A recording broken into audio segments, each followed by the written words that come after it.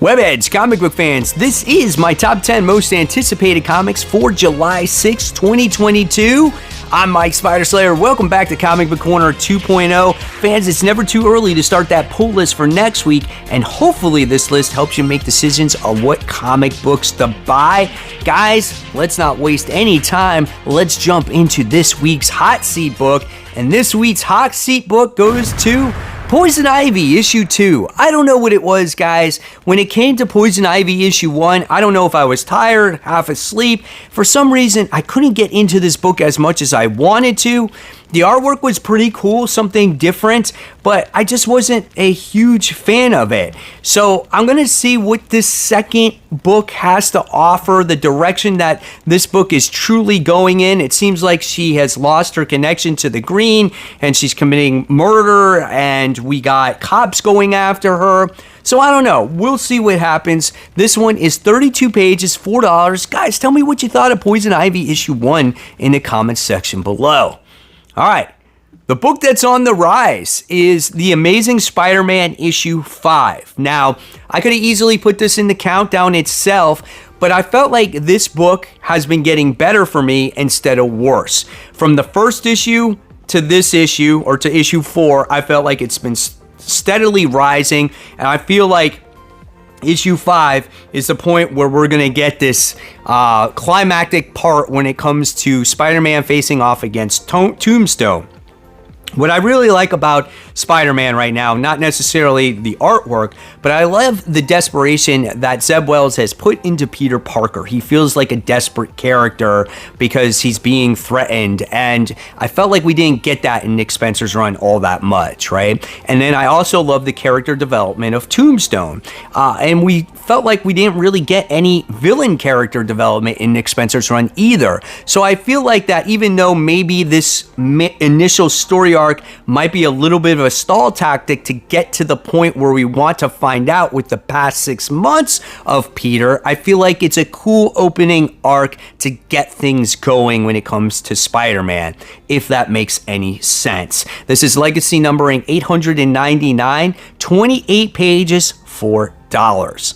So coming in at number 10 now, we have Spawn, issue 331. Elements of Spawn's dark past continues to arise, some in the form of friends, others in the form of long-forgotten foes. This is a $3 comic book. This book has been all about Spawn closing the doors of hell and heaven, and people are trapped in between, right? Which is Earth. They're like stuck in a purgatory because he feels like if he opens up these heaven and hell, things are all going to bust loose in here, and Spawn is creating some serious enemies. The artwork is absolutely gorgeous in this book, done by Barberi, and there's always lots of action in here. Great stuff. Always will recommend Spawn.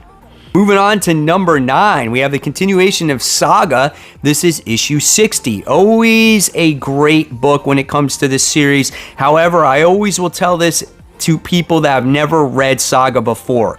This is a book that I feel like you should read from the beginning because you need to find out where Lana came from and what happened with her husband and where Hazel came from, which is the daughter, to get the full appreciation of what's going on in Saga currently.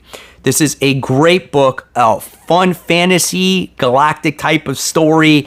Definitely recommend it if you're a longtime reader of this. If you haven't read it, go out and buy those trades, guys. 28 pages. This is $3.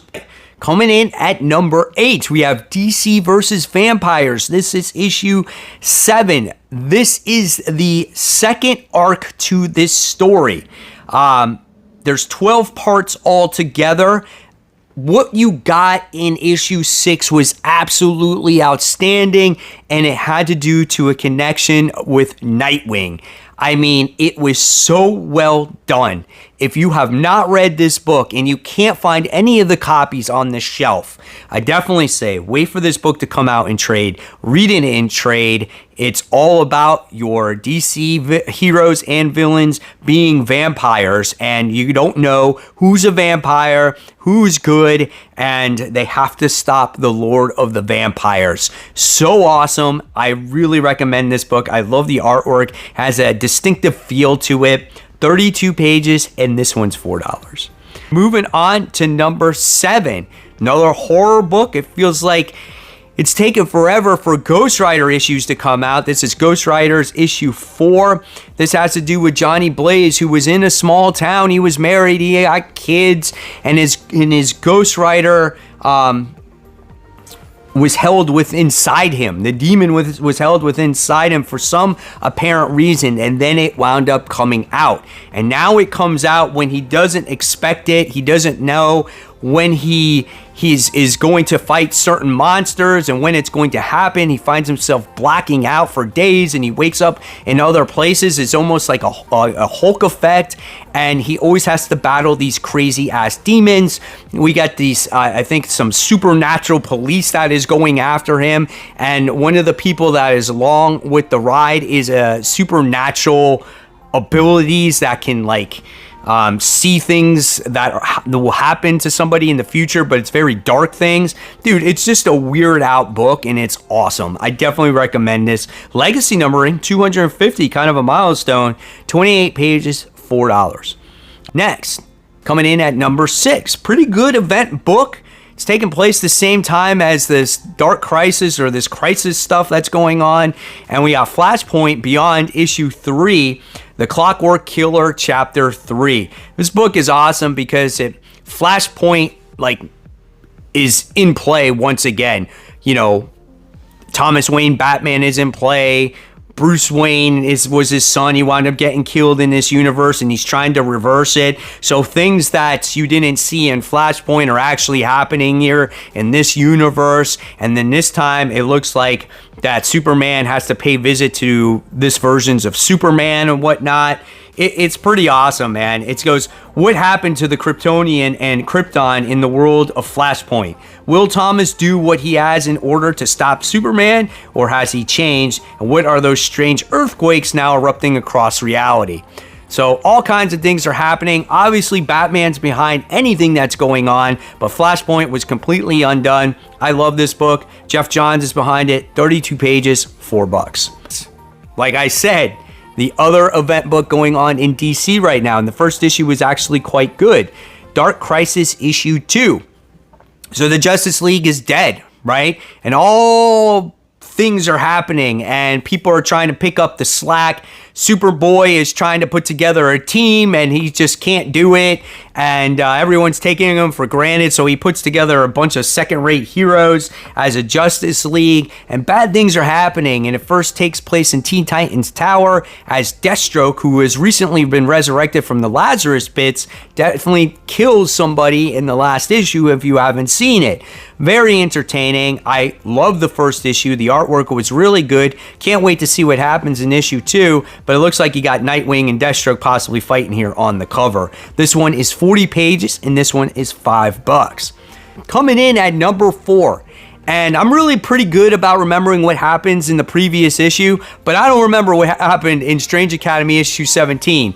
Because we're getting Strange Academy issue 18, and it feels like forever Strange Academy last issue came out.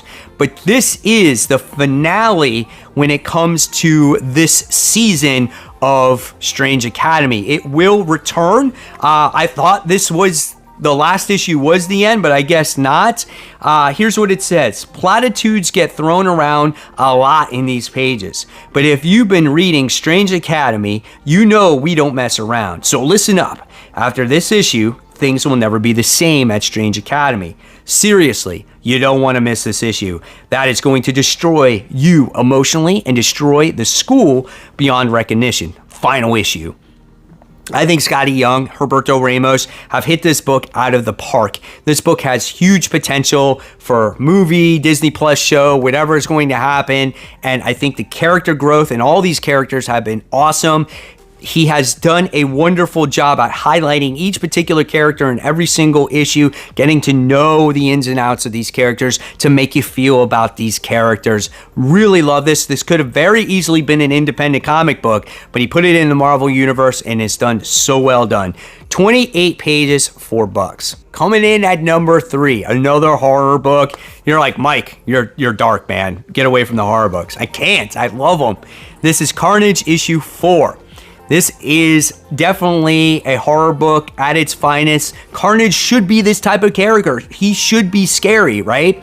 And what's going on is Carnage does not have a host right now, so he's using Spider-Man supervillains to take their powers. He wound up taking Hydro-Man's power. He's taking the Spot's power right now, and he's transporting himself to these different places. He's carrying on this little guy with him as his sidekick to, amuse himself, and this guy idolizes him and he wants to be the host of Carnage, but Carnage feels like he's not worthy, but he's just humoring him, And then you got this detective that's actually hunting Carnage down and trying to find out and get behind things of what's going on.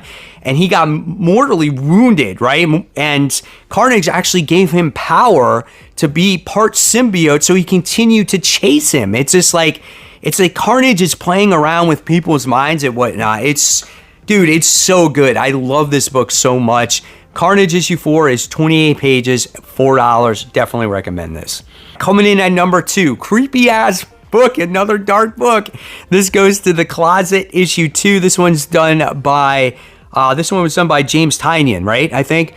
And the first issue was great because you get this normal everyday guy who went to the bar in the first issue. He's just having a normal conversation with the guy. He's like, yep, we're getting ready to move. My son is afraid of monsters in the closet. Maybe this will be a fresh start for me and my wife because we find ourselves arguing all the time.